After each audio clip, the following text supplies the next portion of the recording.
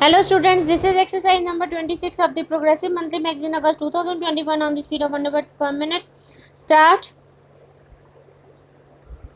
Honorable Speaker Sir, the high level of provisioning by public sector banks of their stressed assets calls for measures to clean up the bank books. An asset reconstruction company limited and asset management company would be set up to consolidate and take over the existing stressed debt and then manage and dispose of the assets to alternate investment funds and other potential investors for eventual value realization. Last year, government had approved an increase in the deposit insurance cover from rupees 1 lakh to rupees 5 lakhs for bank customers. I shall be moving amendments to the DICGC Act 1961 in this session itself to streamline the provisions so that if a bank is temporarily unable to fulfill its obligations, the depositors of such a bank can get easy and time-bound access to their deposits to the extent of the deposit insurance cover.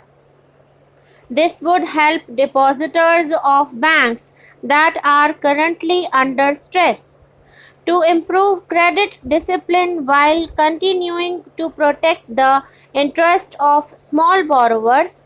For NBFCs with minimum asset size of rupees 100 crores, the minimum loan size eligible for debt recovery under the Securitization and Reconstruction of Financial Assets and Enforcement of Security Interest Act 2002 is proposed to be reduced from the existing level of rupees 50 lakhs to rupees 20 lakhs. The decriminalizing of the procedural and technical compoundable offences under the Companies Act 2013 is now complete. I now propose to next take up decriminalization of the Limited Liability Partnership Act 2008. Sir, I propose to revise the definition under the Companies Act 2013 for small companies by increasing their thresholds for paid up capital from not exceeding rupees 50 lakh to not exceeding rupees 2 crore and turnover from not exceeding rupees 2 crore to not exceeding rupees 20 crore. This will benefit more than 2 lakh companies in easing their compliance requirements. As a further measure which directly benefits startups and innovators, I propose to incentivize the incorporation of one-person companies by allowing OPCs to grow without any restrictions on paid-up capital and turnover, allowing their conversion into any other type of company at any time, reducing the residency limit for an Indian citizen to set up an OPC from 182 days to 120 days, and also allow non-resident Indians to incorporate OPCs in India. We have kept working towards strategic disinvestment.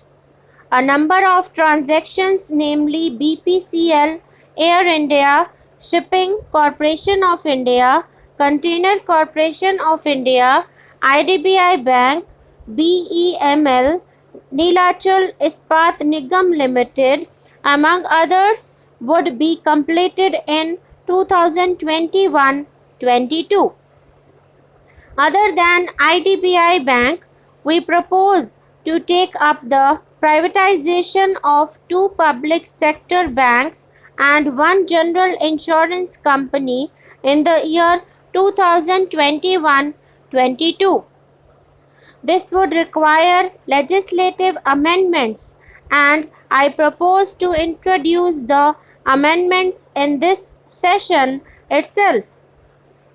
In 2021-22, we would also bring the IPO of LIC, for which I am bringing the requisite amendments in this session itself.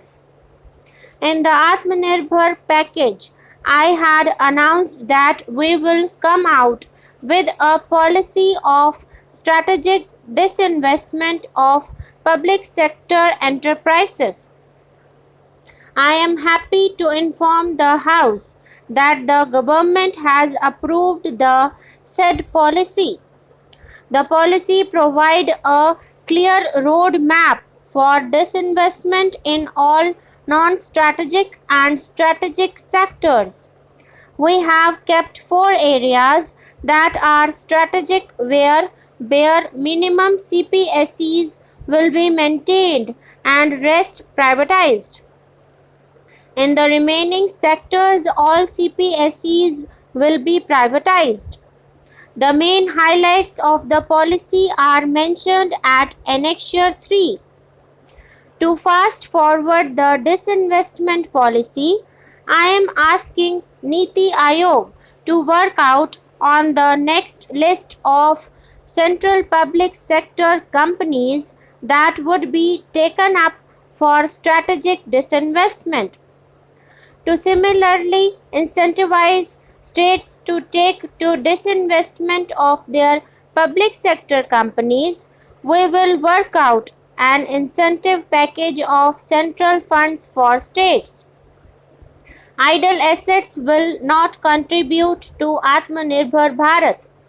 The non-core assets largely consist of surplus land with government ministries and departments and public sector enterprises.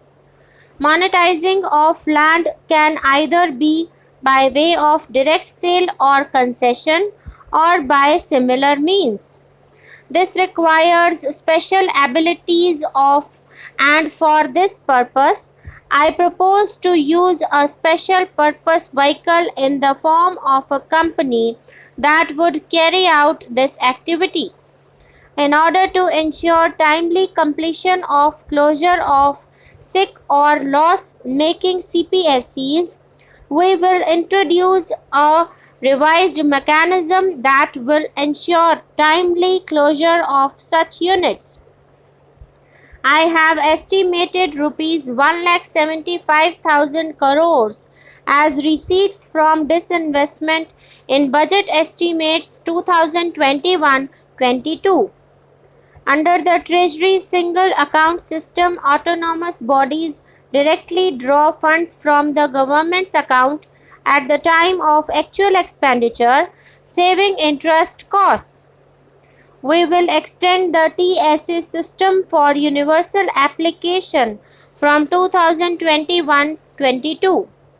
On the recommendation of the 15th Finance Commission, we have undertaken